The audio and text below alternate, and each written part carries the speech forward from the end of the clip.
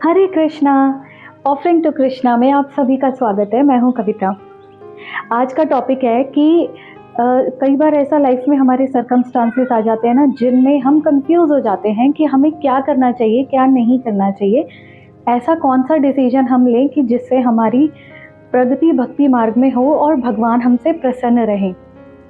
तो वीडियो को आगे बढ़ाने से पहले अगर आप मेरे चैनल पर न्यू हैं तो मेरे चैनल को सब्सक्राइब कर लीजिए और साथ ही बेल बटन को दबा दीजिएगा ताकि आपको नेक्स्ट वीडियो का नोटिफिकेशन टाइम टू टाइम मिलता रहे। चलिए चलते हैं वीडियो की तरफ। हरे कृष्णा कृष्णा कृष्णा हरे हरे, हरे राम राम राम हरे हरे। तो पहले तो हमें ये समझना चाहिए कि ऐसा कौन सा काम है जो हमारे लिए शास्त्रों में भगवान ने वर्णन नहीं दिया हो। आप खुद सोच के देखिए कि ऐसा कोई भी सवाल या ऐसी कोई भी हमारे जीवन की बात हो जो हमारे शास्त्रों में लिखी गई ना हो।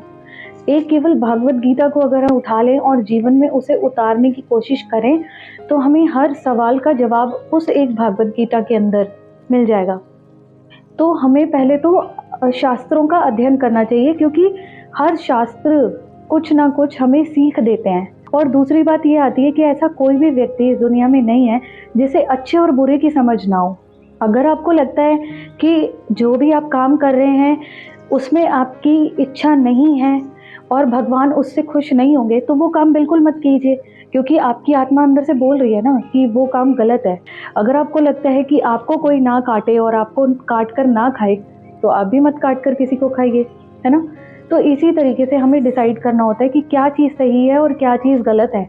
हमें उन चीज़ों का आचरण अपने जीवन में रखना चाहिए जिससे हमें लगता है कि ये चीज़ अगर मुझे पसंद नहीं आएगी ना तो फिर सामने वाले के साथ भी मुझे नहीं करनी है।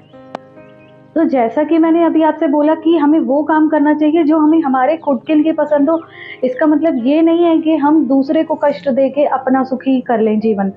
जैसे कई बार होता है ना कि डिवोटीज बोलते हैं कि हमें मंदिर जाना था, तो अब आपके घर में कोई ऐसा काम हो जो मंदिर जाने से ज़्यादा प्रायोरिटी पर हो, तो आपको पहले वो प्रायोरिटी पर रखना है, क्योंकि आपके बिना उस काम को कोई और अगर घर में नहीं कर सकता है तो आपको पहले वो काम को निपटाना है। जैसे हाउस वाइफ्स होती हैं, उनके हस्बैंड अगर घर आ रहे हैं और उनको पता है कि वो सुबह से गए हुए थे, शाम को आएंगे तो उन्हें खाना चाहिए, उन्हें भूख लगी होगी। तो आप अगर ऐसे में टेम्पल चले जाएंगे तो हस्बैंड आपसे ऑटोमेटिकली नाराज़ हो जाएंगे। आप घर में रहकर ही भगवान का नाम ले सकते हैं, उनकी शरण ग्रहण कर सकते हैं घर में रहकर ही। आज अगर टेम्पल नहीं जा पाए हैं हस्बैंड की सेवा के कारण, तो आप अगले दिन जा सकते हैं, फिर किसी दिन जा सकते हैं। लेकिन ऐसे काम को जो आपके लिए प्रायोरिटी पर है उसे छोड़कर आप ऐसा कोई काम मत कीजिए। कोई ऐसा काम आपके लिए जानबूझ के क्रिएट किया जा रहा है कि आप मंदिर ना जाएं, तो फिर ऐसे लोगों से आप दूर रहिए और मैं तो कहूँगी सावधान रहिए। अब मैं आपको ना एक एग्जाम्पल और समझाती हूँ इसी चीज़ से, कि अगर कोई पेरेंट्स हैं वो अपनी बेटी की शादी करते हैं और शादी जब कर रहे हैं तो ससुराल वाले उनसे दहेज के लिए बोलते हैं। तो जो पिता है वो कर्ज उठाकर अपनी बेटी को दहेज के लिए धन एकत्रित करके और दहेज देते हैं। तो यहाँ पर भगवान दोनों ही परिवारों से खुश नहीं होंगे। क्यों? पहला कारण ये है कि जो पिता अपनी बेटी को दहेज दे रहा है वो कर्ज उठाकर दे रहा है ना। तो आपको उस चीज़ के लिए वॉइस रेज करनी चाहिए थी, आवाज़ उठानी चाहिए थी। और यही हमारे भगवत गीता में कृष्णा भी अर्जुन को समझा रहे हैं कि जहाँ आपके साथ अधर्म हो रहा है वहाँ पर आप खड़े हो जाइए अपने लिए और आवाज़ उठाइए अपने लिए। तो इसीलिए आप शास्त्रों का अध्ययन करते नहीं हैं तो आप कर्ज उठाते हैं और फिर दहेज दे देते हैं। और वहीं पर जो दहेज ले रहा है व्यक्ति, उससे भी भगवान खुश नहीं होंगे। भगवान उस व्यक्ति से खुश क्यों नहीं होंगे? क्योंकि वो एक इंसान इतना सामने वाले को परेशान कर रहा है या इतना ज़्यादा डिमांडिंग हो रहा है कि सामने वाले को कष्ट हो रहा है और वो कर्ज उठाकर अपनी बेटी के लिए दहेज इकट्ठा करके आपको देना चाहता है। तो ऐसे में दोनों ही व्यक्तियों से, दोनों ही परिवारों से भगवान खुश नहीं होने वाले हैं। आपको ये समझना चाहिए कि क्या चीज़ ज़रूरी है अपनी लाइफ में, क्या चीज़ ज़रूरी नहीं है। तो हमें जो भी काम करना है वो बहुत ही समझदारी से, संयमता से और विवेक के साथ काम करना चाहिए। और ये केवल और केवल तभी पॉसिबल हो पाएगा जब आप भगवान को केंद्र बिंदु बना के रखेंगे।